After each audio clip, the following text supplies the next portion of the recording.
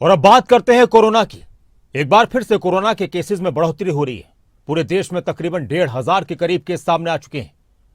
क्या देश एक बार फिर कोरोना के साए में आ चुका है?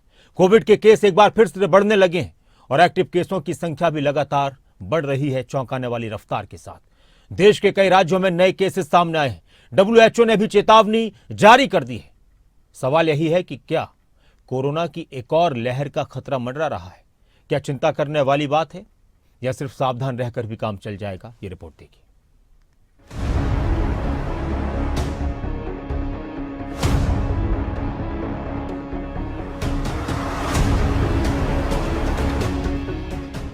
कोरोना वायरस एक बार फिर लौट आया है। वही वायरस जो कभी हर घर में डर बनकर घुसा था, अब फिर से देश के दरवाजे खटखटा रहा है।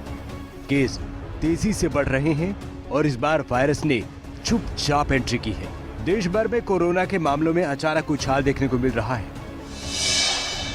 ताजा आंकड़ों के मुताबिक देश में कोरोना वायरस के मामले तेजी से बढ़े हैं। भारत में एक्टिव केसों की संख्या 1326 है।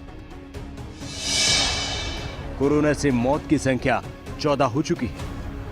कोरोना के नए केस चिंता बढ़ा रहे हैं। एक और कोरोना के नए वेरिएंट तेजी से फैल रहे हैं, वहीं एक्टिव मामलों में भी खतरनाक बढ़ोतरी दर्ज की गई है। क्या फिर लौट रहा है कोरोना वायरस? क्या भारत में कोरोना की एक और लहर की है आशंका? कोरोना वायरस गया नहीं है, बस कोरोना वायरस छुपा हुआ था।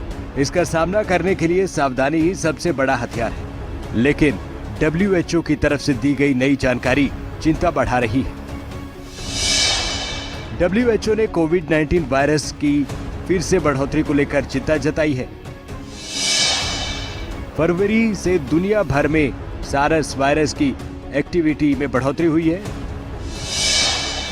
WHO के आंकड़ों के मुताबिक कोविड टेस्ट में पॉजिटिविटी रेट 11% तक जा पहुंचा है। कोरोना टेस्ट में पॉजिटिविटी रेट जुलाई 2024 के बाद सबसे ज्यादा है। कोरोना को लेकर सबसे ज्यादा टेंशन वाली स्थिति महाराष्ट्र में है, जहां कोरोना की वजह से अब तक 6 लोग दम तोड़ चुके हैं। केरल, महाराष्ट्र, कर्नाटक, गुजरात, बिहार, दिल्ली, हरियाणा, राजस्थान जैसे राज्यों में कोरोना के केस मिल रहे हैं। अस्पतालों में तैयारियां तेज है, टेस्टिंग भी हो रही है। हरियाणा में भी कोरोना के केस 25 का आंकड़ा छू चुका है। सरकार की तरफ से तैयारियां पुख्ता है।